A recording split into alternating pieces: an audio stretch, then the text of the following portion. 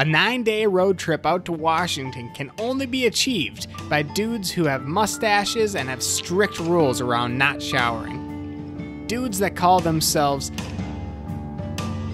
the Burly Bois. First up is Bob Devine, the medic, a nurse by trade who keeps us upright on the trail, but oddly enough, is usually the one with the rolled ankle. Next up we have Eli Parker, the adrenaline. Always the first one in the water, the closest to the edge, and is usually sticking a backflip. Let's go! Then there's Parker Precht, the photographer. Honestly, if I post a good picture, he probably took it. And then there's me. And I do things. But either way, we're on a 28-hour drive out to a national park that has everything from a Pacific coastline all the way up to glacier-clad peaks.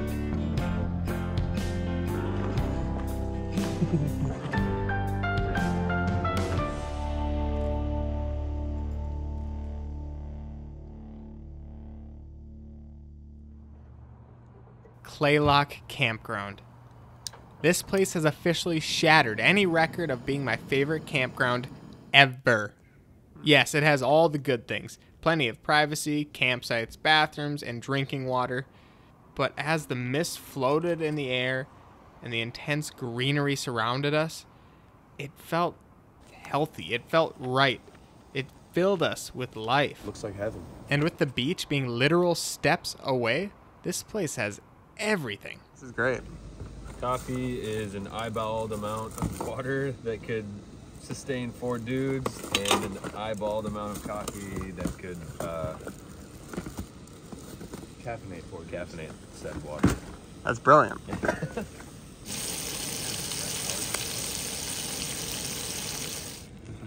Eli, walk me through your greasy toast recipe. All right, what you're gonna do is cook about a pound of bacon.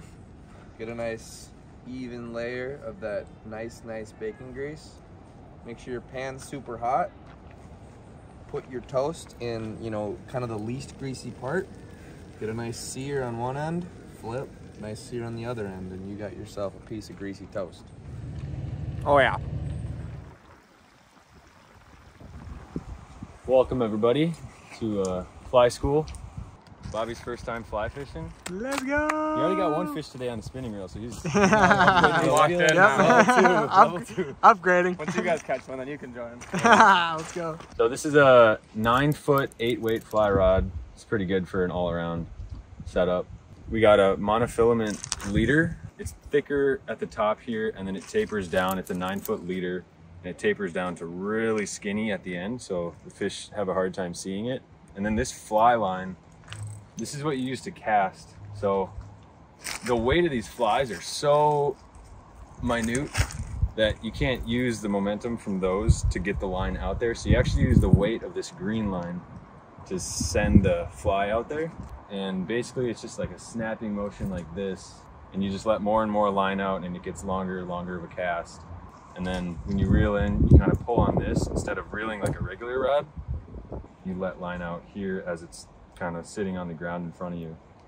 Fly fishing, you can catch any type of fish. There's people who fly fish in the ocean down south in Florida for redfish, tarpon, grand trevally. There's trout, steelhead, salmon in these rivers. Back home in Minnesota, I fly fish for bass mostly and sunfish. You're not limited to anything necessarily. You can kind of push the boundaries as much as you want.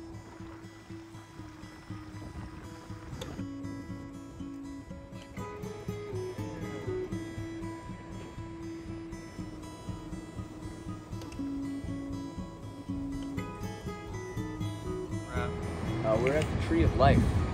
It's a tree that 80% of its roots are completely exposed, yet it's still alive. It's a great metaphor for life. 80% of you can be messed up, but as long as the other 20% keeps going, you still have a fighting chance.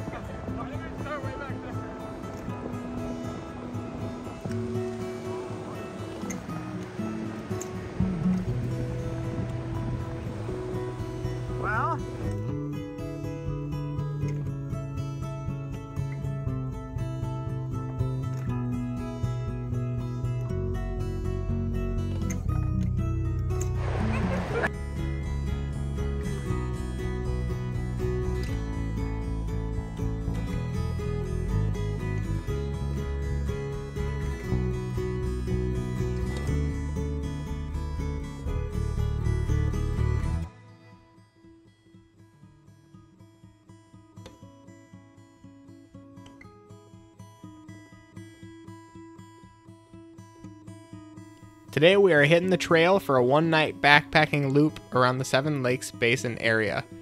So clothing that you put in your backpack. We're just going for one night, so I just have one extra pair of underwear, one extra pair of hiking socks, and I just have a pair of just socks to just lounge in tonight, because you gotta have warm feet. Birks for lounging around. A pair of pants to sleep in tonight. Rain pants, because it might rain here. Long sleeve, my rain jacket, and a puffer jacket, because it's gonna get cold. Let's go. Parker, what are you most nervous for on this hike? Hanging out with you for 48 hours. Nice. No, I think I'm most nervous for cold weather at night and not being prepared for that, not having enough clothing. Bob, what's your biggest concern? Just we got a lot of miles today, which I know we did last year, but a lot of miles uphill most of the way, and we got to make good time. That's fair. Oh, shoot. Hike coming down here, sleep there, hike out in the morning should be pretty easy from there. The rest is pretty much downhill, and we'll make good time. Let's go! We were told that we can expect a rainforest floor that transitioned into a subalpine climb with plenty of critters to see along the way. About 2.25 miles in. How we feeling? Freaking incredible. A little sweaty, mid-70s. A little humid. A little humid. It's wet in this forest. Yeah, it is sticky. Well, we're well protected by the trees. So plenty of shade. No bugs yet. Not one bug. No. But if we were in the sun, we'd be dying. Yep. With this being a 20-mile loop, we knew it wasn't going to be an easy one. But man, was it beautiful and fun.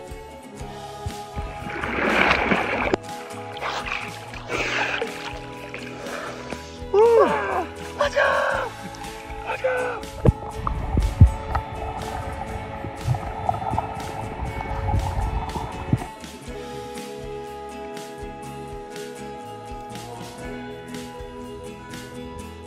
The diversity of this park has absolutely astonished us. Olympic is made of 6 principal biotic communities. We have coastal forests, lowland forests, temperate rainforest, montane forests, subalpine, and alpine. For reference, the entirety of the Midwest is made up of only 3. This makes the park incredibly unique, incredibly diverse, and one that has something for everybody and everything.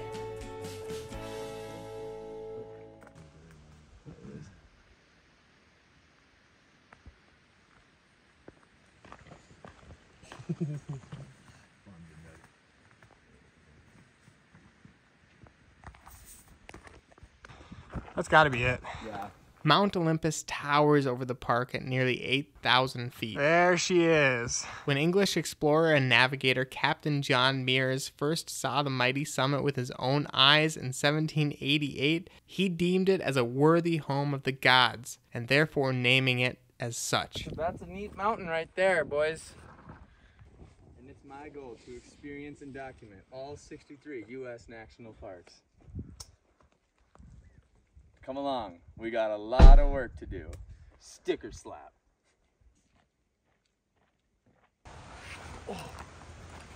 Holy. Ah! Damn. What are the stats, Bobby? You got them on you? Oh. Other than our short lunch break, we have a total time of 8 hours, 33 minutes, 2,230 active calories burnt. Jesus. Jesus. Total elevation gain of 4,529. Total distance 14.18 miles. It's been a day, folks. I'm ready to lay my butt down. And What body part hurts the most on you? Knees? knees. Yikes. Parker. Definitely part. hip. Hip? What part of the hip? Bone. So interesting. Rotator. I haven't had that one ever. Weird, yeah, it's a new one for me too. Eli. Shoulders, Really? traps. Really, really, really sore. Mine are definitely my knees as well. Low key, my dogs are barking. My dogs are. Oh, the They're dogs! ready to The get out of dogs these will boots. be barking. Howling. Howling. I'm going Parker. See if anybody spectating perks. Morning, everybody. We're a bit sore from yesterday. 14 and a half miles yesterday, but today we've only got 6 miles straight down. So, pretty excited about that. Let's cross our fingers that it's relatively quick. Super excited. It's gonna be a great day. It's been a great day. Let's get after it. This thing's light as hell. Yeah? Yeah. Super light.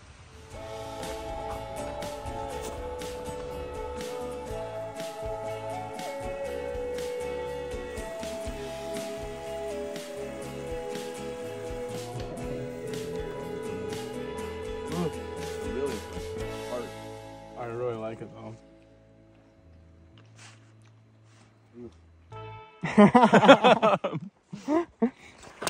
Let's go. Let's go. Let's go.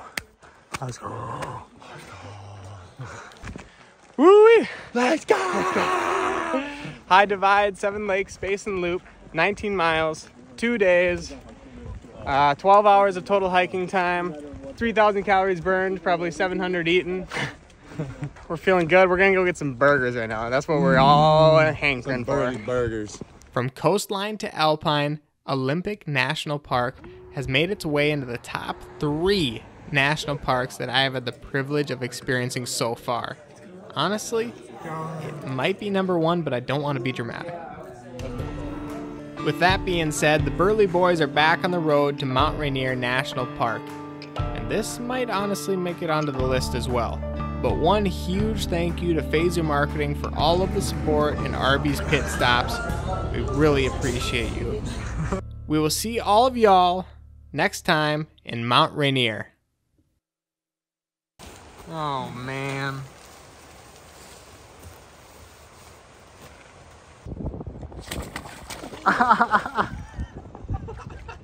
We fixed the tent. Hell yeah. You got any duct tape in your bin accessible? Yeah, I do.